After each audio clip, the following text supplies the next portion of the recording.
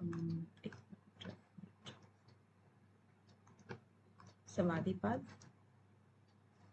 समाधिपाद में हमने रिवीजन के तौर पे हमने कितने सूत्र कर लिए थे? 29। ठीक है, तो सबका सीक्वेंस बढ़िया से पता लग गया आपको?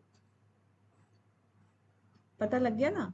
अब इन बिटवीन जब हम व्यास भाष्य की तरफ जाते हैं तो व्यास भाष्य में वृत्ति सारूप्यम इत्रत्र, उसके बाद एक हमने कहा था एक चित्त और एक वृत्ति, है ना, दो शब्द पकड़े थे हमने। वृत्ति को हमने एक्सप्लेन कर लिया था, लेकिन चित्त को नहीं किया था एक बार को।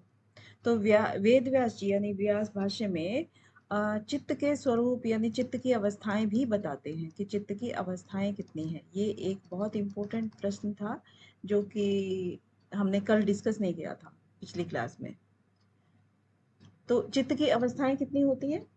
5 अवस्थाएं होती हैं। 5 अवस्थाओं में कौन कौन सी है? क्षिप्त, मूढ़, विक्षिप्त, विक्षिप्त और उसके बाद बताएंगे? एकाग्र, एकाग्र, एकाग्र और निरुद्ध। ठीक है, सबको पता है। अब इनसे जो प्रश्न बनता है वो आम तौर पर गुणों के आधार पे बनता है। एक इनके गुणों के आधार पर और क्रम के आधार पर ये प्रश्न बनते हैं। 2 तरीके के प्रश्न। तो गुणों के आधार पर यानी सत्वरजतम किसमें कितनी मात्रा होती है, और इनकी जो प्राप्ति होती है उसके आधार पर भी, यानी कि जो साधक होता है वो किस स्टेज के ऊपर होता है। ठीक है, तो चलिए, एक ये इम्पोर्टेंट था, दूसरा एक वैराग्य से संबंधित था, और 29 हमने कर लिए थे। 29। अब इनके क्वेश्चन आंसर हमें अभी करने हैं कि बाद में करने हैं? जो हमारे PYQs बनते हैं बाद में एक साथ कर लेते हैं सबको, है? समाधि कंप्लीट होने के बाद में। हाँ, सब कर लेंगे सबका। तो अब 29 वाला जो था कि जो महर्षि पतंजलि सबको एक उपाय बता रहे थे कि ईश्वर भी एक उपाय है जिसको समर्पित होकर के आप समाधि को यानी कि मोक्ष की प्राप्ति, कैवल्य की प्राप्ति कर सकते हो। ठीक है, तो अब जब इन्होंने ईश्वर के बारे में बताया, उसके गुणों के बारे में बताया, उसको क्या कहते हैं उसके बारे में बताया, और उसका जप किस तरह से करना चाहिए, और जप करने के बाद हमें किस प्रकार का अनुभव होता है, प्रत्यक्ष चेतना, आंतरिक चेतना हमारी वो सीख जाती है, यानी कि वो अधिगम कर जाती है, वो पारंगत हो जाती है। उसके बाद फिर अंतराएं भी बाधा नहीं बनती हैं, अंतरायों का भी अभाव हो जाता है। तो 29 वाले सूत्र में यहाँ पर आकर के हमने पिछली क्लास में बात को खत्म कर दिया था। ठीक है, अब ये अंतराएं क्या है वो चीज बताते हैं महर्षि पतंजलि आगे के क्रम में।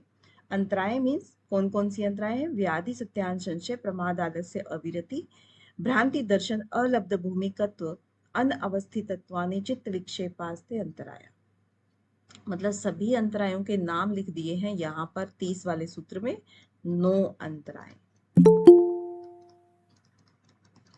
ठीक है, सभी के नाम आ गए 9 के। और इसमें से प्रश्न आमतौर पर बनता है क्रम। दूसरा बनता है कि ये जो शब्द हैं इन शब्दों का अर्थ, ये भी बनता है कि इनके अर्थ क्या हैं। तो यहाँ पर 2 तरह के प्रश्न आमतौर पर देखे जाते हैं। 30 वाले में क्या कहते हैं? 30 का हो गया यानी कि आंतरिक, और 31 में सह विक्षेप, यानी उसको विक्षेप भी कह दिया। अब इसका एक नाम क्या क्या है इसमें? एक तो बाधक तत्व, हम इनके नाम देखते हैं कि इसमें अंतरायों को किस किस नाम से बुलाया है। बाधक तत्व,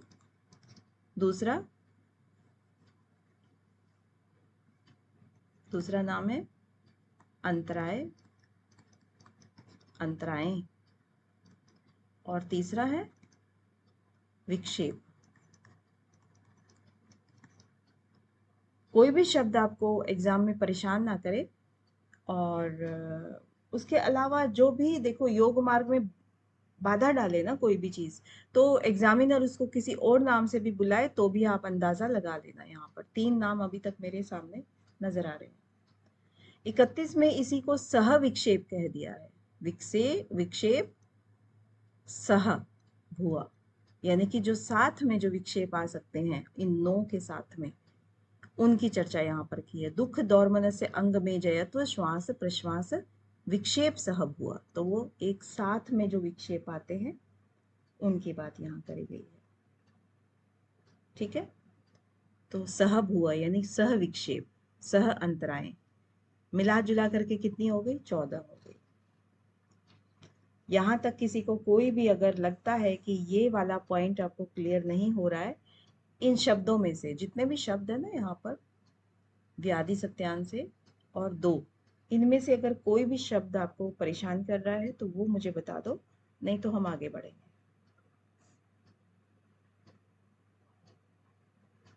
चलो कोई बात नहीं, आगे बढ़ते मैम हैं। एक बार सर का मीनिंग बताने बोल रही थी।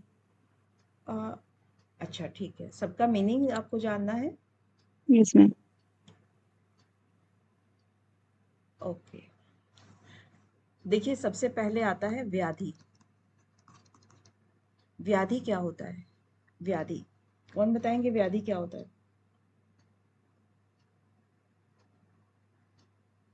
आप में से किसी को पता है? मोहित जी, व्याधि क्या होता है? मैम शरीर के पार्ट पे कोई कमी होना, मतलब शरीर में मैम फिजिकली व्याधि।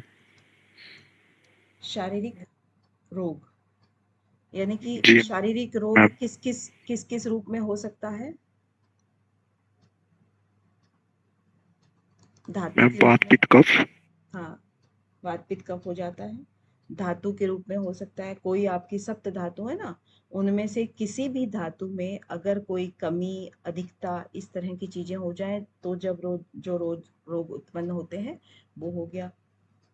और आपके और रस, रस क्या होता है?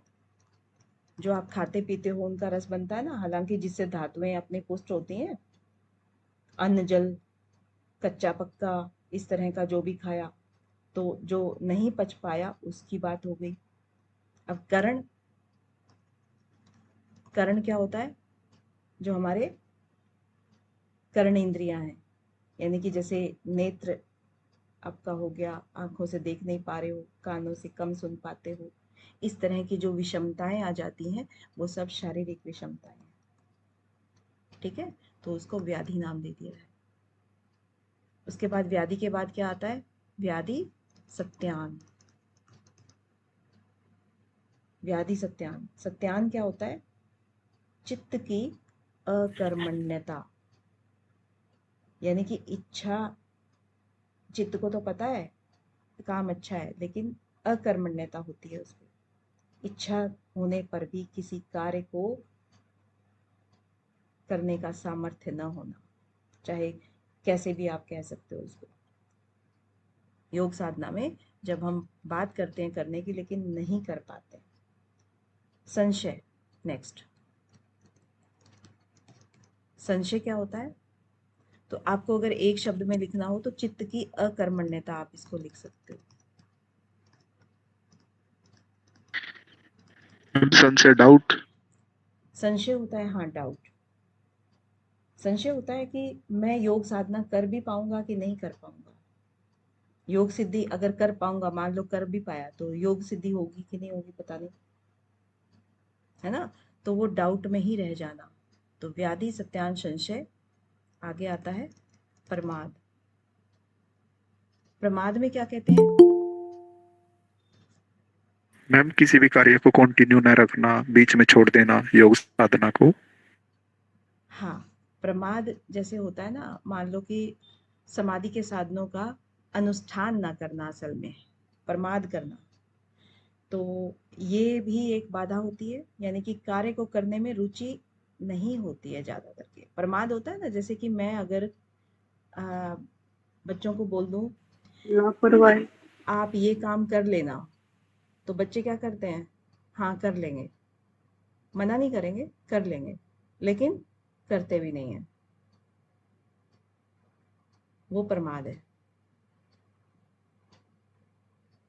भाई पौधों में पानी दे दो, जो इंटरेस्ट का काम नहीं है ना उनका, उनकी बात कर रहे हैं कि पौधों में पानी दे दो, हाँ दे देंगे, लेकिन नहीं देते हैं, बैठे रहते हैं, कुछ और काम कर लेते हैं। यानी कि जिस काम की इच्छा ना हो तो उसी को अपने इंटरेस्ट की इच्छा के पीछे रखना, ठीक है, तो वो प्रमाद हो गया। यानी कि योग साधना में बहुत ऐसे सब पता है कि अच्छी चीज है, पौधों को पानी देना चाहिए या योग साधना करनी चाहिए, लेकिन पता है कि गलत काम नहीं है, लेकिन क्योंकि उसका इंटरेस्ट नहीं है इसलिए उसमें प्रमाद करता है। नेक्स्ट, अविरति। प्रमाद व्याधि, सत्यान, संशय, प्रमाद, आलस्य। ठीक है, अब आ गया आलस्य। तो आलस्य भी सेम चीज होती है वैसे, लेकिन यहाँ प्रमाद होता है ना, तो यहाँ शारीरिक आपकी क्षमता उसमें डिपेंड नहीं होती है। यहाँ पर शारीरिक क्षमता यानी कि जो आपकी शारीरिक है ना भारीपन, वो यहाँ पर आ जाता है आलस्य में। शरीर भारी है आपका, तो वो आलस्य के अंतर्गत आ गया। आलस्य के बाद अविरति। अविरति, तो विरति क्या होता है? इस शब्द को, विरति मतलब वैराग्य, और अविरति मतलब वैराग्य का अभाव, यानी कि आपको अटैचमेंट है चीजों से। अगर अटैचमेंट है तो आप योग साधना में आगे कैसे बढ़ोगे? नहीं बढ़ पाओगे। तो संसार के प्रति जब आपका राग है, अटैचमेंट है, तो फिर साधना मार्ग में बाधा आएगी। तो ये अविरति भी एक बाधा हो गई। फिर आता है भ्रांति दर्शन। भ्रांति दर्शन यानी भ्रम। भ्रम आ गया ना पहले, तो इसी से आप अंदाजा लगा लो। भ्रम पैदा होता है, और इसको अद्वैत वेदांत की भाषा में इसको माया कहते हैं। जब हम दर्शन पढ़ते हैं वेदांत, तो उसमें इसको, इसी को माया कहते हैं। यानी कि माया मीन्स अविद्या, यानी कि जो भी चीज है उसको वो चीज ना समझ के दूसरी कोई चीज समझ लेना। था ना एक भ्रांति दर्शन, अलब्ध भूमि, वो जो आपका इसमें आया था, अभी वृत्तियों में भी आया था। ठीक है, तो जब भ्रांति होती है, भ्रम होता है, कोई चीज का पर्दा पड़ा रहता है झूठ का, तो फिर वो भी एक बाधा हो गई। अब आपको उसमें एक बड़ा सुंदर सा एग्जाम्पल होता है इसमें आपका, योग मार्ग में ही प्राणायाम से संबंधित। जब हम किसी नौसिखियों को, यानी कि पहली क्लास ले रहे हैं प्राणायाम की, हम बोलते हैं डीप इनहेल, डीप एक्सहेल, है ना, थोड़ा सिखाते हैं उसको। सबसे पहले शुद्धि, नाड़ी शुद्धि से भी पहले उनको एक बार सांस लेना सिखाते हैं कि सबसे पहले आप अपनी सांस को फील कीजिए। आपकी सांस अंदर जा रही है, कहाँ तक जा रही है, बाहर आ रही है, कहाँ तक आ रही है। तो जब वो डीप इनहेल एक्सहेल करता है तो उसको आता नहीं है, कभी एकदम से छोड़ देता है, एकदम से ले लेता है, यानी कि स्मूथ तरीके से नहीं लेता है। तो जब नहीं लेता है तो कहीं ना कहीं वो श्वास यानी कि जो वायु है वो फंस जाती है, तो कहीं उस वहीं पर पेन होगा। तो पेन होगा तो कहेगा कि योग से तो पेन होता है ना। और आसन करते हैं तो योग से नसें खिंच गई, मसल्स पुल हो गई, तो फिर वो, यानी कि योग अच्छी चीज उनको पसंद नहीं आई, मतलब कहने का मतलब ये। तो भ्रांति दर्शन तक आपका हो गया, 1 2 3 4 5 और 6। ठीक है, भ्रांति दर्शन के बाद आता है अलब्ध भूमिकत्व। 6 में क्या, व्याधि, व्याधि, हाँ हो गया ना, व्याधि, सत्यान, संशय, प्रमाद, आलस्य, अविरति और भ्रांति दर्शन, 7 हो गए। 8वां आ रहा है अलब्ध भूमिकत्व। अलब्ध भूमिकत्व। अब ये देखो क्रम क्यों पूछा जाता है, क्योंकि यहाँ पर क्रम इंपॉर्टेंट है, इसलिए पूछा जाता है।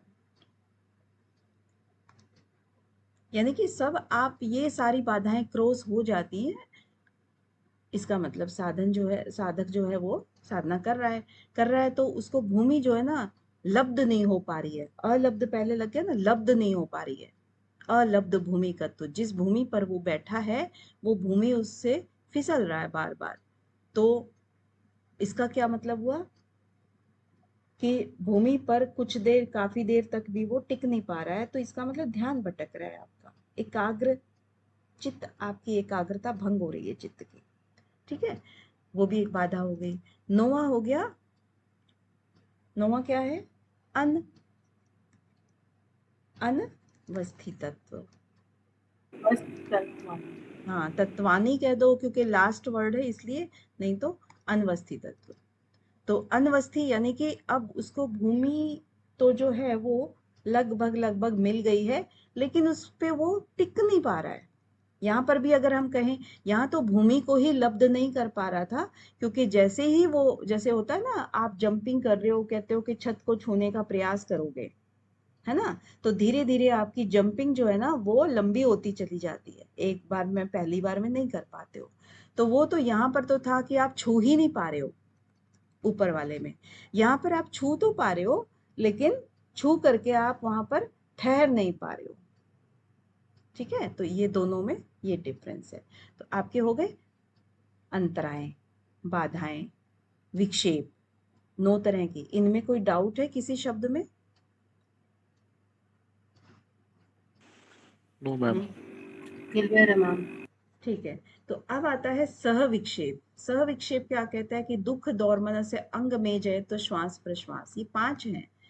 कुछ कई बार इनको श्वास प्रश्वास को एक ही काउंट कर लिया जाता है, लेकिन हम अलग अलग करेंगे कि श्वास की अलग दिक्कत होती है, प्रश्वास की अलग होती है, क्योंकि हम ही सब क्या है, योगा कहीं ना कहीं सीख रहे हैं, सिखा रहे हैं। तो जब हम श्वास को ले लेते हैं, लेना आसान होता है लेकिन छोड़ना मुश्किल होता है। किसी किसी के लिए लेना मुश्किल होता है, छोड़ना आसान होता है ना। तो इसमें भी वेरिएशंस मिलती हैं साधकों में। तो दुख दौर्मनस्य अंग में जय तो श्वास प्रश्वास। दुख का मतलब हमारे दर्शनों में क्या है? आध्यात्मिक दुख है, आदि भौतिक दुख आदि है, बहुत। आदि दैविक दुख है। तो इस तरह के दुख आ जाते हैं। तो इन सब दुखों की चर्चा यहाँ पर है। दौर्मनस्य क्या है? यानी कि हम अपनी इंद्रियों को, यानी कि हमने इच्छाओं को मन में दबा लेते हैं, इंद्रियों को दबा लेते हैं, उसको दौर्मनस्य कहा है। अंग में जयत यानी अंगों में कंपन का होना। तो ये भी एक बाधा का काम करता है। श्वास और प्रश्वास तो आपको पता ही है कि अंदर लेने, जब हम इनहेल करते हैं उसको श्वास, और जब हम बाहर छोड़ते हैं तो उसको प्रश्वास। यानी कि जब हम अपनी इच्छा करते हैं ना कि भाई हमें 6 सेकंड तक या 8 सेकंड तक हमें श्वास को लेना है, लेकिन हमारी मर्जी के खिलाफ वो एकदम से आ जाता है, क्योंकि हमें लगता है अंदर से कि दम घुट गया, तो फिर अंदर से आता है। यानी हमारी इच्छा तो थी 8 सेकंड लेने की, लेकिन हमने ना 2 ही 3 सेकंड में उसको अंदर इनहेल कर लिया, तो फिर हो गया ना, हमारी इच्छा के खिलाफ हो गया। ऐसे ही छोड़ने के समय का समझ लीजिए। ठीक है, तो ये भी एक बाधा का काम करता है। क्लियर है? जी मैम। 32 वाले सूत्र में क्या कहते हैं कि तत्व प्रतिषेधार्थम एक तत्व अभ्यास। अब इन्हीं बाधाओं को एक तत्व के अभ्यास से ही दूर किया जा सकता है। एक तत्व का अभ्यास करना चाहिए। अब प्रश्न बन सकता है आपका कि जो आपकी बाधाएं हैं योग मार्ग में, उनको दूर करने का उपाय क्या है? एक तत्व अभ्यास। ये वाला आपका आंसर है। ठीक है, क्लियर जी है मैम। सब? चलिए नेक्स्ट में, अब एक उपाय बताया उन्होंने ईश्वर का, ईश्वर प्रणिधान का। ठीक है, ईश्वर प्रणिधान का उपाय बताने के बाद उन्होंने पहले ईश्वर के गुणों की चर्चा की, फिर उसके प्रणिधान कैसे होना है, यानी कि उनको समर्पित किस प्रकार से होना है। किस प्रकार से होना है समर्पित? पहली बात, वो जो प्रणव है जिसको उन्होंने ईश्वर कहा है, उस प्रणव को ध्यान करना है अर्थ भावना के साथ में, और अर्थ भावना के साथ में ध्यान करके आपकी जो आंतरिक चेतना है वो जागृत हो जाएगी, और उससे आने वाली सभी बाधाएं दूर हो जाएंगी। ठीक है, एक उपाय बता दिया। अब जो बाधाओं की चर्चा करी उन्होंने, तो बाधाएं कौन सी बाधाएं आने वाली होती हैं, उन बाधाओं के बारे में पूरा बता दिया कि ये बाधाएं आपकी आ सकती थी और अब ये नहीं आएंगी। अब एक दूसरा उपाय बताते हैं, एक और उपाय, दूसरा नहीं, दूसरा तीसरा मतलब काउंटिंग बहुत ज्यादा है। तो एक और उपाय बताते हैं, मैत्री करुणा मुदिता उपेक्षाणाम सुख दुख पुण्य अपुण्य विषयाणाम भावना चित्त प्रसादनम। तो एक और चीज कहते हैं कि आप सबसे पहले अपने मन को या चित्त को शुद्ध कर लो। शुद्ध मन जो है वो चीजों को अच्छे से ग्रहण कर लेता है। जैसे कि एक प्लेन व्हाइट पेपर होता है, उस पे आप कोई भी कलर डालोगे तो उभर के आएगा, है ना। और अगर काला ही पेपर है या रंगीन पेपर है जिसके ऊपर बहुत सारे रंग वैसे ही बिखरे हुए हैं, तो आप कोई कलर डालोगे तो समझ ही नहीं आएगा कि वो कहाँ चला गया, क्या हमने किया था। ठीक है, तो इसीलिए उस चीज को कोरे कागज पे लिखना वो ज्यादा अच्छा होता है। तो आप अपनी भावना को शुद्ध करने के लिए उसको एकदम एकाग्र करने के लिए आपको चित्त को ये कुछ उपाय करने पड़ेंगे। उसके लिए मैत्री करुणा मुदिता उपेक्षाणाम। अब ये जो 4 शब्द दिए हैं, मैत्री, करुणा, मुदिता और उपेक्षा, ठीक है, ये 4 शब्द हैं, आपको याद करने हैं। क्रम इनका आ सकता है और इनका मिलान आएगा, मिलान अक्सर आता है। उनको कैसे कैसे करना है? सुख, ये आगे के जो 4 अक्षर हैं, सुख, दुख, पुण्य और अपुण्य। अगर आपको सूत्र याद है तो फिर आप उनके मिलान बहुत अच्छे से कर पाओगे। स्क्रीन विजिबल नहीं हो रहा है? हो रहा है मैम। मैम अब हो रहा है, मैं बीच में चला गया था मैम। ठीक है, तो अभी आपने देखा ये बना दिया है आपके इसमें से ही, सूत्र में से ही आपका मिलान करने के लिए एक टेबल बना दी गई है। ठीक है, अब इसमें क्या हो गया? मैत्री किससे करनी चाहिए? आप अपने चित्त को प्रसन्न करने के लिए क्या क्या कंडीशन करोगे? मैत्री, मैत्री यानी मित्रता किससे करोगे? सुखी आदमियों से मित्रता करनी है। सुखी आदमियों से मित्रता करोगे तो हंसी मजाक चलते रहेंगे, आपको बहुत ज्यादा वो आपसे के सामने रोना नहीं रोएंगे किसी चीज का, क्योंकि रोना रोने से आपकी करुणा जागृत हो जाती है। और करुणा जागृत जब होती है और अगर आपका हेल्पिंग नेचर है तो आप हर एक को हेल्प ही करते रहोगे। आपकी धन माया सब खत्म हो जाएगी। आपके सिर्फ ये एक एक एस्पेक्ट बता रही हूँ जिंदगी का। और जब धन माया को आप अपने उससे ज्यादा खर्च करोगे तो फिर कहीं ना कहीं परिवार में कलह बढ़ेगी और आप अपने या अपने परिवार का भला भी नहीं कर पाएंगे। तो फिर कलह के अंदर वो सुख कन्वर्ट हो गया दुख के अंदर। ठीक है, तो इसीलिए मैत्री हमेशा यानी कि उठना बैठना आपका जहां पर भी हो वो सुखी आदमियों के साथ हो। ऐसा नहीं कि इंसान को करुणा नहीं दिखानी चाहिए, करुणा अगर आपको करनी है तो दुखी आदमियों के सामने करनी है। यानी कि दुखी आदमियों से आप दोस्ती नहीं करोगे लेकिन आप उनकी हेल्प करोगे। ठीक है, क्योंकि दोस्ती में हमेशा ज्यादा टाइम निकालते हो आप जिंदगी का, तो प्रभाव आपको अपनी जिंदगी पर उन्हीं का पड़ेगा। ठीक है, मुदिता, प्रसन्न किसको देख करके होना है? पुण्य आत्माओं को देख करके प्रसन्न होना है। और उपेक्षा किसकी करनी है? अपुण्य आत्माओं की उपेक्षा करनी है। तो इनमें देखिए आप कि जब आप किसी साधु महात्मा या कोई किसी का भला कार्य कर रहा है और उसको देख करके आपको उसके अंदर से कमियां नहीं निकालनी है। ये मैं किस चीज की बात कर रही हूँ? जो आपके चित्त में जो वृत्तियां आती हैं, नेगेटिव वृत्तियां जो आती हैं वो ना आए, इसके लिए बता रही हूँ। क्योंकि अगर आप किसी भी साधु महात्मा या और कोई भी ऐसा प्राणी है जो कि बहुत हेल्प करता है सबकी, उसके अंदर से कमियां निकाल दो, अरे ये इसलिए कर रहा है, अंबानी इसलिए दान देता है, एनजीओ चला रहा है क्योंकि इसको अपना टैक्स बचाना है। यानी कि आपने उसका एक ऐसा पॉइंट उठा दिया क्योंकि इसको टैक्स बचाना है, यानी कि एक लालच समझो उसके मन में था, उसका भला बुरा सब कुछ क्रॉस कर दिया लेकिन उसको कमी को उजागर करके। भाई जो उसका गुण है वो गुण को गुण तो कह दो। तो बहुत लोग ऐसे होते हैं जो कि किसी को भी देख करके उसका नेगेटिव पॉइंट को पॉइंट आउट करते हैं। ठीक है, तो ये नहीं करना है। मुदिता होना है, आपको प्रसन्न होना है पुण्य आत्माओं को देख करके।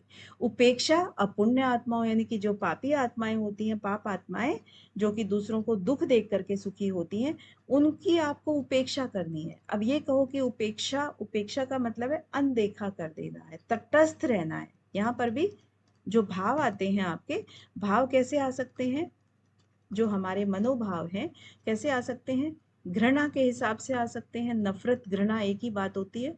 और उसके बाद हमें क्रोध आ सकता है ना, क्योंकि ऐसे आदमियों को देख के यही आएगा। और हमारा मन भी मलिन हो जाता है, मलिन हो जाता है मन हमारा, अरे अब ये इसका वो करेगा, ये करेगा। तो ये मैं साधकों की बात कर रही हूँ, सामान्य जन की नहीं, क्योंकि नहीं तो अगर सामान्य जन भी यही करेंगे तो पाप आत्माएं पाप करती रहेंगी, तो कोई अदालत है, अब जज अगर ये सब करेगा, तटस्थ रहेगा, तो फिर वो उसको न्याय नहीं दे पाएगा, मतलब उसको सजा नहीं दे पाएगा, ठीक है। तो वो मैं साधकों की बात कर रही हूँ। तो यहाँ पर अगर ये भाव उभर के आते हैं तो फिर से उसकी वृत्तियां जो है कहीं ना कहीं बढ़ रही हैं। तो उन वृत्तियों को कम करने के लिए हमें सिर्फ एक ही काम कर सकते हैं साधक, उपेक्षा कर सकते हैं, यानी कि उससे तटस्थ रह लो, ना कुछ ऐसा सोचो ना कुछ वैसा सोचो, ठीक है। तो ये आपकी हो गई। जब ये चारों कार्य आप करने लगेंगे तो आपका चित्त जो है वो प्रसन्न रहने लगेगा, क्योंकि वृत्तियां सारी हमने कम कर दी ना, जितनी वृत्तियां आ रही थी वो सब हमने कम कर दी। क्लियर है? अभी क्योंकि हम कह रहे थे जब हम साधना मार्ग में आगे बढ़ रहे हैं तो हमें सबसे पहले कोरा कागज बनना है, यानी कि कोरा कागज बनने के लिए हमें 4 कंडीशन है। सबसे पहले इसी से चित्त हमारा पवित्र होगा, प्रसन्न होगा।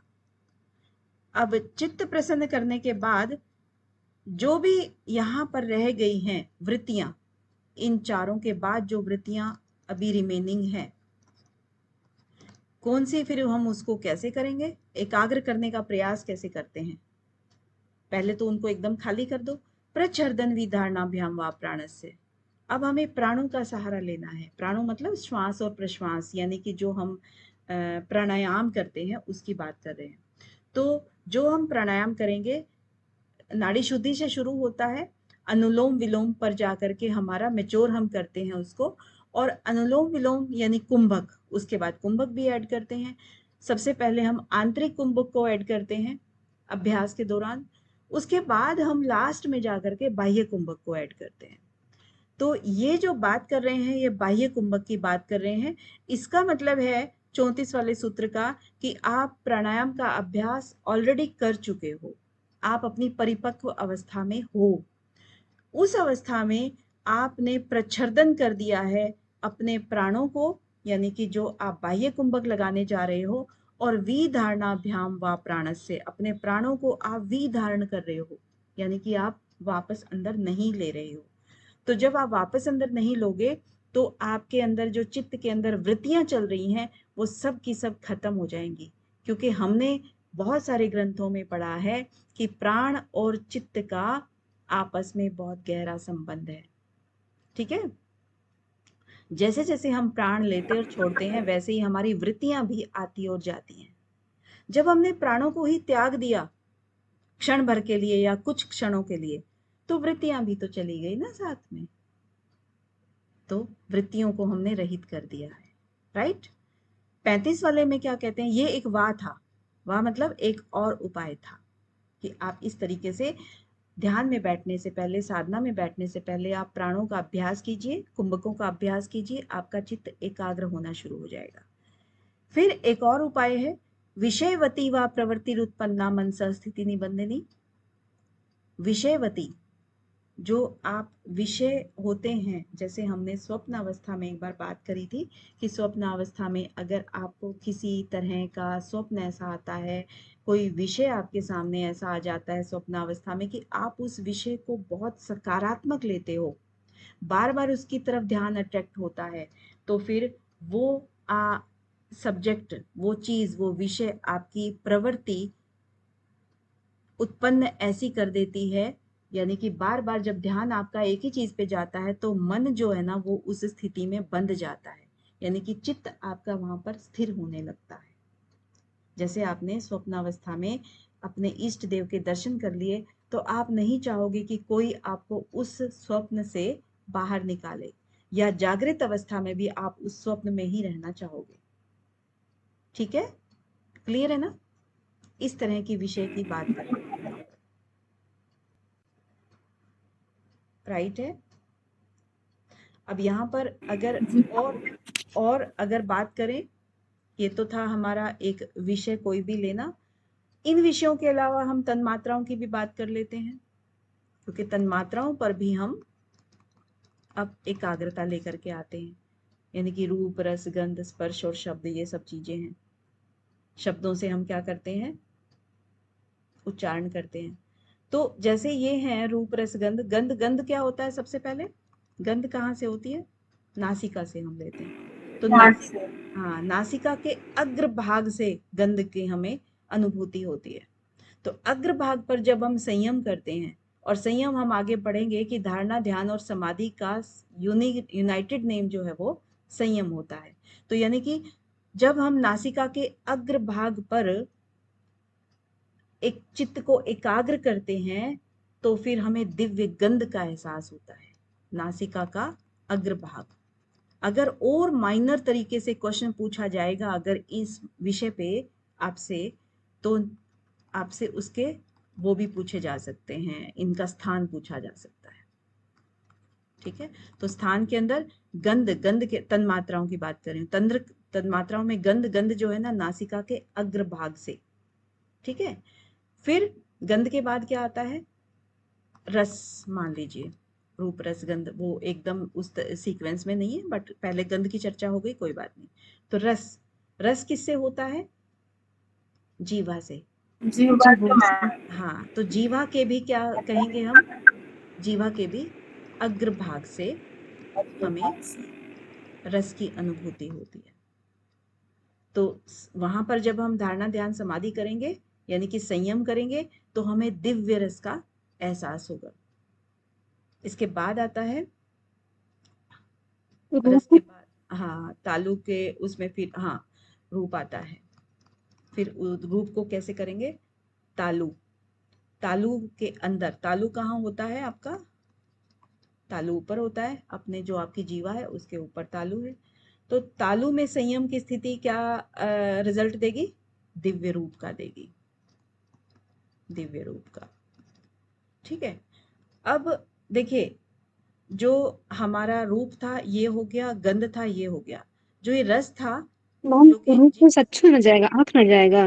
हाँ जी, मैम रूप को आँख न जाएगा। रूप क्या कह रहे हैं, कहाँ जाएगा? सच्चू मतलब आँख न जाना चाहिए रूप। नहीं नहीं नहीं नहीं, ये हम फिजिकल बातें नहीं कर रहे हैं। आप अब आगे पढ़ेंगे ना इसको, जब विभूति पाद में पढ़ेंगे, तो जब सिद्ध दर्शन होते हैं, सिद्ध दर्शन मतलब जो हमारे आसपास में एग्जिस्ट नहीं है चीज, यानी जो सिद्ध पुरुष हो चुके होते हैं, जो आकाश में विचरण करते हैं ना, उनकी जब हम चर्चा करते हैं, तो तालु के अंदर जब हम ध्यान लगाते हैं, ब्रह्मरंध्र के अंदर जब हम ध्यान लगाते हैं ना, तब हमें सिद्धों के दर्शन होते हैं। कौन सा सूत्र है ये वाला? हाँ जी, सिद्ध दर्शन, हम जल्दी बताइए। मैम सूत्र तो याद है, मूर्त ज्योतिषी सिद्ध दर्शनम। मूर्ध, मैम सूत्र संख्या मूर्धा स्थान कहाँ है? कोई बात नहीं, मूर्धा स्थान कहाँ है? मूर्ध स्थान वो तालु के ऊपर ही होता है। ठीक है, तो यहां से आप रिलेट कीजिए, क्योंकि जब भी आप चीजों को समझ करके करते हैं, रूट कॉज पर जा करके करते हैं, तो आपकी गलती के चांस कभी नहीं रहते। तो रूप यानी कि अब यहां पर हम दिव्यता की बात कर रहे हैं, यहां पर हम फिजिकल जो बाहर हमें चीजें दिख रही है वहां नहीं है, हम साधना कर रहे हैं ना। तो दिव्यता यानी कि जब हम गंध, यानी कि हमें जो दिव्य गंध का एहसास कराना है, तो हमें यहाँ पर धारणा, ध्यान, समाधि करनी है। दिव्य रस का एहसास करना है तो हमें यहाँ पर करनी है। दिव्य रूप का करना है, यानी कि जो सिद्ध दर्शन थे वो तालु में, यानी मूर्ध ज्योति में थे, यानी कि आपके तालु के अंदर हो गए, तो वो दिव्य रूप के दर्शन कराते हैं। ठीक है, रूप, रस, गंध। अब आपका आता है किसमें? एक स्पर्श रह गया और एक क्या रह गया? शब्द, है ना? शब्द। तो स्पर्श का अगर हम कहें कि स्पर्श में भी जीवा, जीवा का जो मध्य भाग होता है, अब जीवा के 3 भाग कर दिए इन्होंने। जीवा का जो मध्य भाग है, मध्य जीवा, मध्य जीवा में आपका संयम करने से दिव्य स्पर्श का एहसास होता है। और उसके बाद जीवा मूल आ गई। जीवा मूल यानी कि यहां पर हम मूल जीवा या जीवा मूल ज्यादा ठीक रहेगा। उसमें संयम करने से दिव्य शब्द का हमें एहसास होगा। ठीक है, तो आपके ये स्थान है सारे के सारे, और ये आपके हो गई तन्मात्राएं। ठीक है, तो ये स्थान आपको पता होने चाहिए, क्योंकि जब आज तक महर्षि पतंजलि के योग दर्शन से इतने सारे क्वेश्चन बने हैं, धीरे धीरे डीप जाता जा रहा है, तो ये अभी उनकी गहराई रहती है, हो सकता है इनमें भी चला जाए।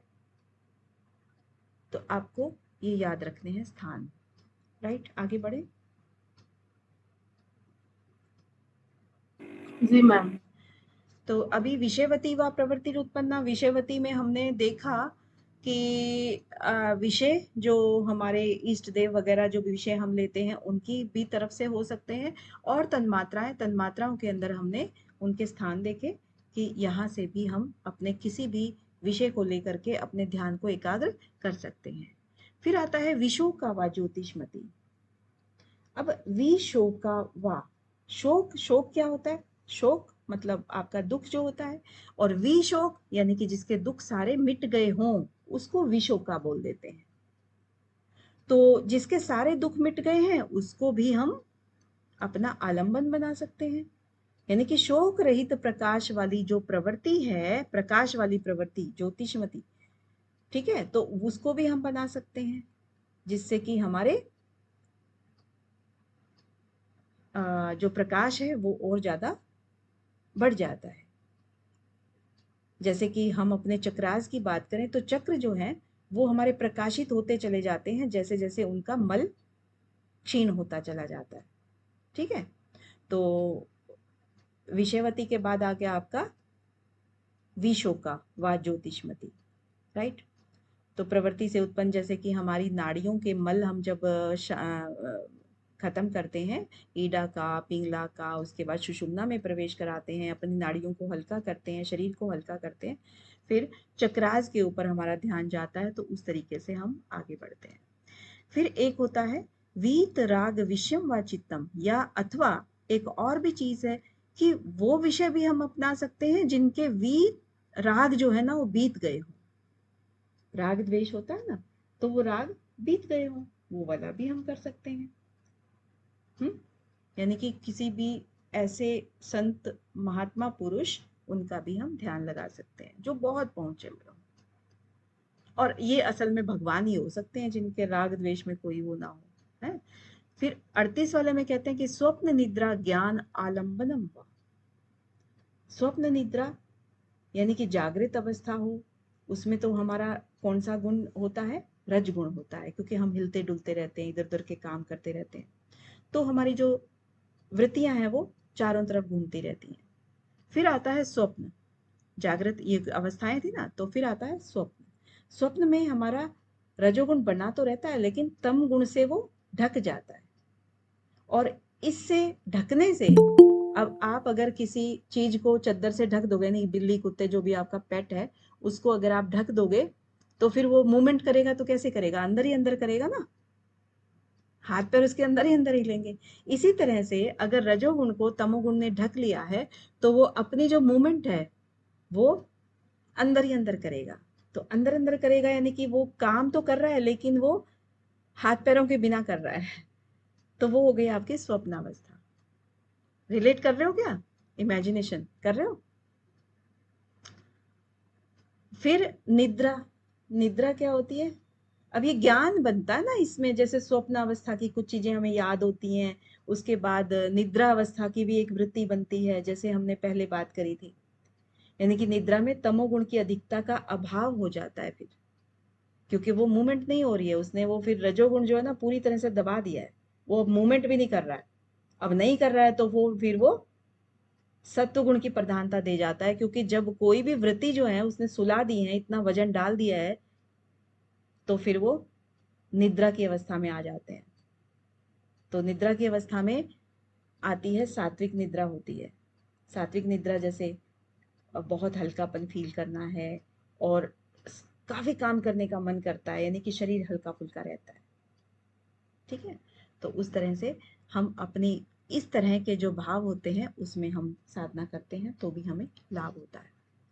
यथा अभिमध्यानाद्वा 39 में कह रहे हैं कि जिसका जैसा मत हो आप उसी रास्ते चल सकते हो। मैंने बहुत सारे रास्ते बता दिए हैं आपको, इस सूत्र में बस यही कह रहे हैं। फिर अब क्योंकि इन्होंने इतने सारे उसकी चर्चा कर दी है तो फिर कहते हैं कि परमाणु परम महत्वांतो से वशीकार। परमाणु यानी कि परम अणु यानी अति सूक्ष्म परम अणु, परम महत्वांतो यानी परम मतलब बहुत बड़ा और महत्व मतलब बहुत ही बड़ा। परम का मतलब हमेशा ही बहुत से होता है। परम को अगर हम अकेले बोलेंगे तो मतलब एक्सट्रीम, और यहां पर अणु आ गया तो एक्सट्रीम अणु, और एक्सट्रीम आगे महत्व आ गया यहां पर तो एक्सट्रीम महत्व यानी कि बड़ा और छोटा। दोनों से पहले परम आ गया तो परम मतलब बहुत छोटा और बहुत बड़ा। ठीक है, अब जो साधक होता है अगर इनमें से किसी भी चीज को करके किसी भी रास्ते पर लग करके और वो अगर एक्सपर्ट हो जाता है तो फिर वो या तो परम अणु या परम महत्व, तो सबकी दोनों प्रकृति में दोनों चीजें हैं ना, बहुत बड़ी से बड़ी भी है और छोटी से छोटी भी है, तो सबकी सब उसके वश में हो जाती है। यानी कि चित्त को एकाग्र करके वो बहुत छोटे में भी एकाग्र कर सकता है और बहुत बड़े से बड़े में भी एकाग्र कर सकता है। राइट। फिर 41 में क्या कह रहे हैं, अब जब देखो इतना अभ्यास हो गया है तो क्षीण वृत्तेरभिजातस्य मणे गृहीत ग्रहण ग्राहेषु तद स्थ तद अजंता समापत्ति। अब क्षीण वृत्तेर जिसकी वृत्तियां क्षीण हो गई हैं, वृत्तियां क्षीण हो गई ना सारी, क्योंकि जब उसने अपने मन को छोटी से छोटी और बड़ी से बड़ी चीज में वश में करना सीख लिया है तो वृत्तियां उसकी कभी भी वो क्षीण कर सकता है, विचार रहित हो सकता है।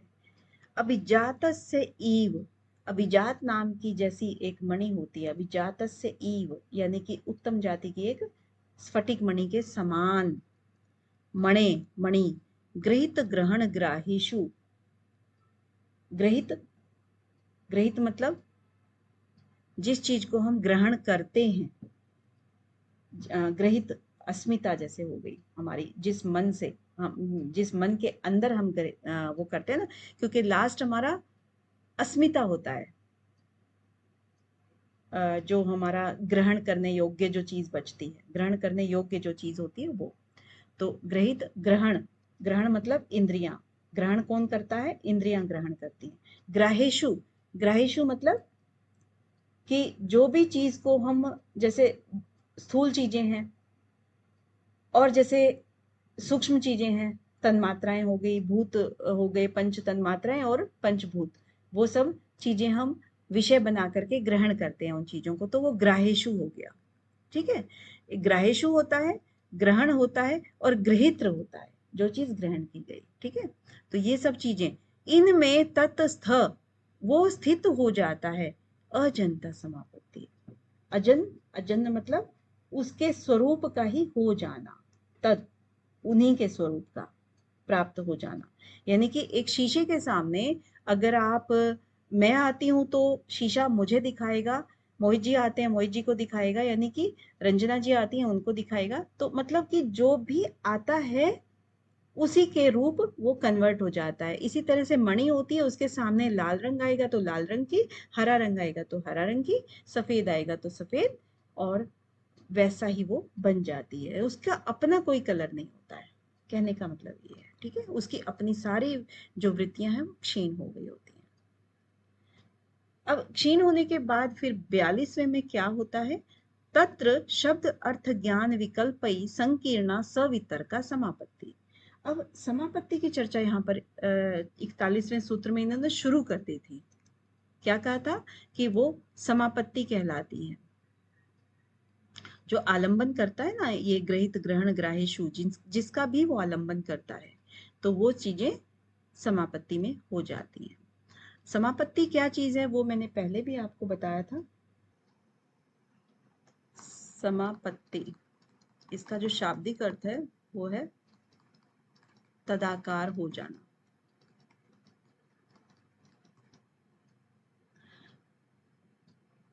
तदाकार मतलब तद आकार हो जाना।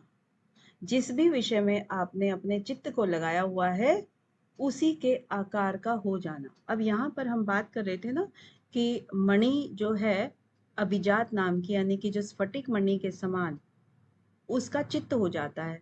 यानी कि चित्त के सामने जैसी वृत्ति आएगी वो वैसा, मतलब जैसी भावना आएगी वो मतलब वैसा हो जाता है, कलर कैसा भी हो जाता है, वो चीज है। यानी कि और वो रंग छूटता नहीं है उसके ऊपर। जैसे कहा ना कि चीजें आती हैं और जाती हैं, तो उसके ऊपर, उसका चित्त के ऊपर प्रभाव नहीं पड़ता है। इसका मतलब वो मलिन नहीं हो सकता है, वो शुद्ध हो गया है। तो समापत्ति मीन्स उसी के आकार का हो जाना। तो यहाँ जो समापत्ति थी वो उसकी चर्चा कर रहे थे। अब समापत्ति लगती किसकी है? अभी एक ने कहा कि समाधि। अब अगर हम समाधि को समापत्ति कह रहे हैं तो हमने अलग अलग शब्द क्यों प्रयोग किए हुए हैं?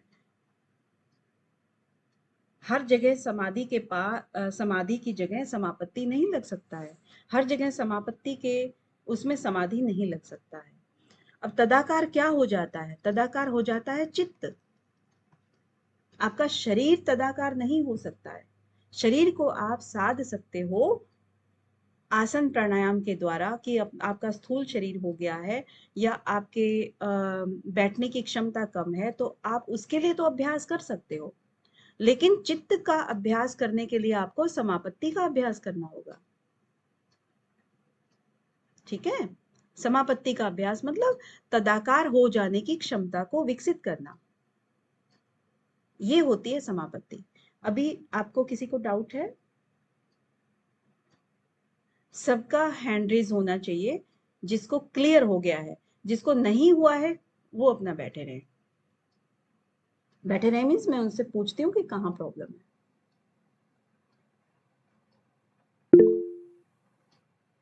मतलब रेणुका जी को हुआ है, मोहित जी को क्लियर हुआ है, और किसी को नहीं? मेरे को एक बार थोड़ी सी देर रुक जाओ। हाँ बताएं। रंजना जी, दिव्या जी, आपको क्लियर हो गया? मोहित जी आपको नहीं हुआ है क्या? क्लियर है मैम। तो आप हैंड रेज करो ना एक बार, थोड़ा मुझे आइडिया हो जाए। हाँ, पूजा जी को हो गया है, गीता जी, Renuka ji, yes miss, clear हो गया है। ठीक है। निहारिका जी आपको हुआ? ठीक है, ओके देन हम आगे बढ़ सकते हैं। आपको हो गया समाधि और समापत्ति का डिफरेंस हो गया। अब 42 वाले सूत्र में कहते हैं कि तत्र शब्द अर्थ ज्ञान विकल्प संकीर्णा सवितर्का समापत्ति। तत्र तब क्या होता है? जब समापत्ति का हम अभ्यास कर रहे होते हैं, शुरू में इसका अभ्यास करते समय क्या होता है कि शब्द, अर्थ और ज्ञान, ये तीनों चीजों का विकल्प बना रहता है। इनका विकल्प बना रहता है। विकल्प मतलब कभी तो शब्द हावी हो रहा है हमारे विचारधारा में, कभी अर्थ हावी हो रहा है, कभी ज्ञान हो रहा है। ठीक है, उसका विकल्प बना रहता है, तो उसको हम कहते हैं सवितर्का समापत्ति। यानी संकीर्णा का मतलब होता है कि मिला जुला हुआ। अभी कभी शब्द, कभी अर्थ, कभी ज्ञान, ये तीनों चीजें मिली जुली हुई रूप से आगे बढ़ती हैं, तो इसीलिए इसको सवितर्क बोल देते हैं। सवितर्क यानी कि वितर्क के साथ में अभी समापत्ति हो रही है। समापत्ति मतलब जो हमारा एकाग्रता का जो अभ्यास हो रहा है, तदाकार हो जाने का जो अभ्यास हो रहा है, वो सवितर्क हो रहा है।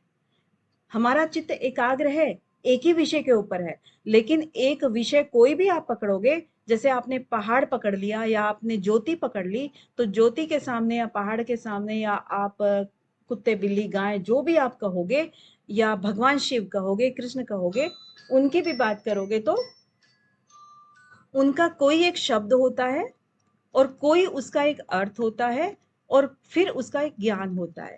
ठीक है, तो इन तीनों चीजों में जो भी चीज आपकी रहेगी वो चीज आपकी सवितर्क के अंतर्गत आएगी। फिर 43 वाले में कहते हैं कि स्मृति परिशुद्ध स्वरूप शून्य इव अर्थ मात्र निर्भाषा निर्वितर्का। उसके बाद जो है ना, आपकी स्मृति परिशुद्ध हो जाती है। एक शुद्ध होता है, एक परिशुद्ध होता है, यानी कि शुद्धता की और ज्यादा निखार आ जाता है। तो स्वरूप शून्य, उसका स्वरूप शून्य हो गया, जो उसका आकार था वो शून्य हो गया। अर्थ मात्र निर्भाषा, यानी कि वो जो फिर अर्थ मात्र ही केवल रह जाता है, उसको हम फिर कहते हैं, इसका नेक्स्ट स्टेप है निर्वितर्क समापत्ति। ठीक है, फिर निर्वितर्क आ गई।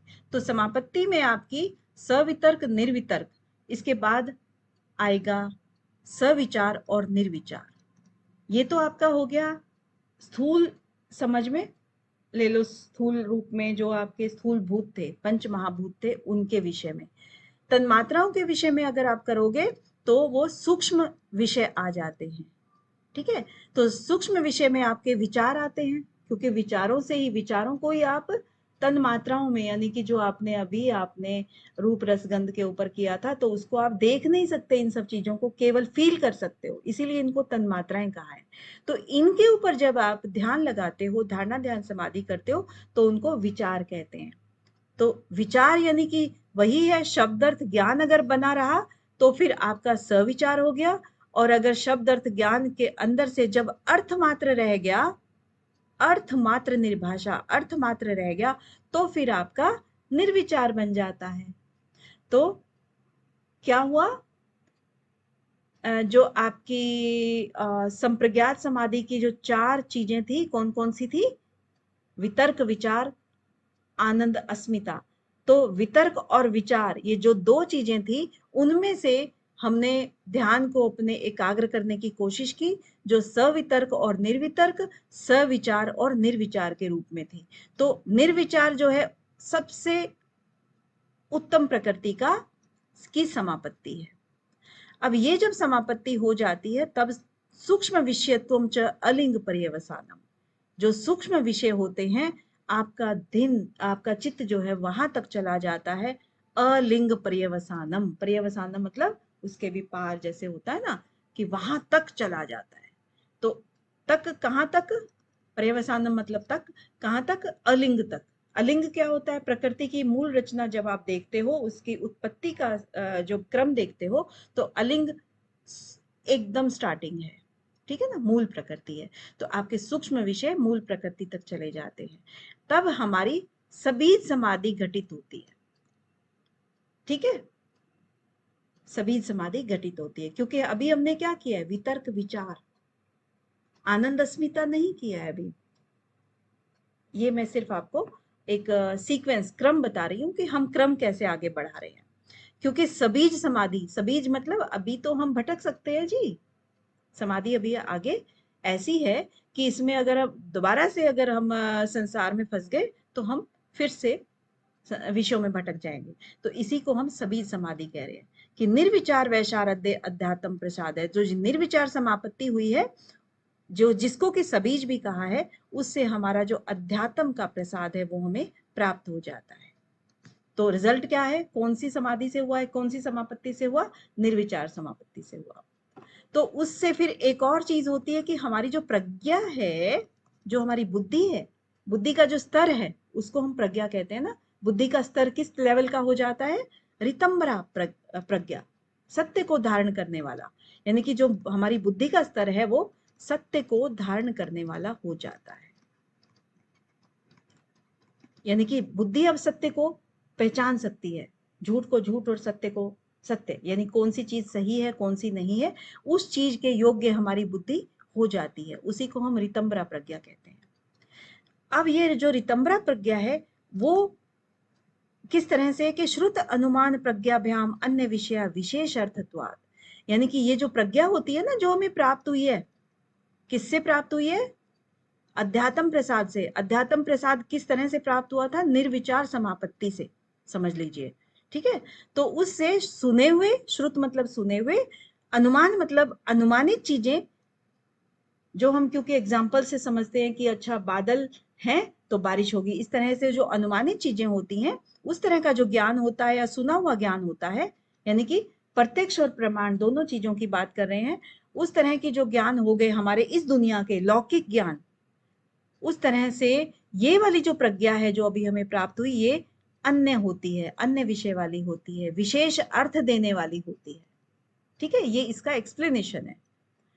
अब कहते हैं कि जो ये वाली प्रज्ञा थी, सभी समाधि थी, ये भी फिर आगे तज संस्कारों, अन्य संस्कार प्रतिबंधी, जिससे जो ये ऊपर ये जो आया है प्रज्ञा जो हुई है, ये प्रज्ञा फिर हमें उससे जनित जो संस्कार पैदा होंगे, क्योंकि जो एक स्टेज होती है ना, एक स्टेज के अंदर किस तरह की वृत्तियां हमारे अंदर आई हैं, उन वृत्तियों से जो संस्कार हमारे डेवलप होते हैं, वो संस्कार अन्य संस्कारों को प्रतिबंधित कर देते हैं, फिर दूसरे विचारों को वो आने नहीं देते हैं। क्योंकि अगर हम आज बहुत बुद्धिमान हैं तो हम किसी एक की बातों में नहीं आएंगे, क्योंकि हमें पता है कि दूसरे पक्ष को सुने बिना आप कोई भी फैसला नहीं दे सकते। तो वो जो आपकी जो घृणा भाव होता है, कि जो जिस तरीके से वो आदमी बता रहा होता है सामने वाला, वो आपके अंदर ना कोई घृणा भाव आएगा, ना कोई क्रोध आएगा, ना कुछ उस तरह की चीजें आएंगी। तो यानी कि वो जो दूसरे विचार आपके पनप सकते थे, वो उनको प्रतिबंधित कर देते हैं ऐसे। ठीक है, वो समभाव में रहता है। अब कहते हैं कि ये जो भाव है, अभी भी जो चीज है, यानी कि क्या चीज है उसके अंदर, अभी सात्विक बोध है अभी भी उसके अंदर, जिसके तहत वो बुद्धि कार्य कर रही है। तो जो सात्विकता है, गुण है, जो सात्विक गुण है, वो सात्विक गुण को भी जब आप निरोध कर देते हो, तस्यापि निरोधे सर्व निरोधात, जब इसका भी निरोध हो जाता है, सब चीजों का निरोध हो जाता है, तब जाकर के निर्बीज समाधि में आप कन्वर्ट हो जाते हो। तो ठीक है, क्लियर हो गया आपको? किसी भी चीज में यहां तक कोई डाउट है? नहीं है। तो अब क्रम बनाने का अगर हम देखें कि क्रम किस तरह से बना, आपका 29 तक आपके हो गए थे। 29 में आपका आया था नाम अंतराय का, अंतरायों की चर्चा हुई 30 और 31 में। ठीक है, अब इस 32 वाले में कहा कि अंतरायों को किस तरह से हम कंट्रोल कर सकते हैं, एक तत्व अभ्यास से कर सकते हैं। उसके बाद फिर अन्य उपाय बताने लगे। अन्य उपायों में सबसे पहले उन्होंने चित्त को प्रसन्न करने का उपाय बताया, कि पहले आप चित्त को शुद्ध कीजिए, चित्त शुद्धि का उपाय कह लीजिए, चित्त को प्रसन्न करने का उपाय कह लीजिए, दोनों ही शब्द आपके प्रयोग में आ सकते हैं। उसके बाद उन्होंने प्रच्छर्दन वाला कहा, जो कि बाह्य कुंभक से संबंधित है। फिर आया उन्होंने विषयवती व प्रवृत्ति उत्पन्ना विषय, और इनमें आप जो ट्रिक्स लगा सकते हो वो लगा सकते हो कि विशोका, विषयवती, विशोका और वीतराग, यानी कि 3 बार वी है, वी की 3 बोल देते हैं ना इसको, वैसे वी की 3, तो 3 बार वी के नाम से ये सूत्रों की संख्या आएगी आपकी। तो 2 बार आपकी छोटी ई से संबंधित है विषयवती और विशोका। ठीक है, और तीसरी बार जो वी है वो आपका वी, बड़ी वाली वी आएगी, वीतराग। तो आपको एक सीक्वेंस क्रम याद रहे, इसके लिए बता दिया गया है। फिर आपकी स्वप्न निद्रा ज्ञान आलम्बन, स्वप्न और निद्रा से भी जिसका जैसा मत हो। और फिर जब ये सब बता चुके हैं, फिर कहते हैं कि आपका जो मन का वशीकरण है वो इस प्रकार से हो जाता है, छोटे से छोटा, बड़े से बड़ा। फिर जो आपका चित्त है किस तरह से शुद्ध हो जाता है वो बताया।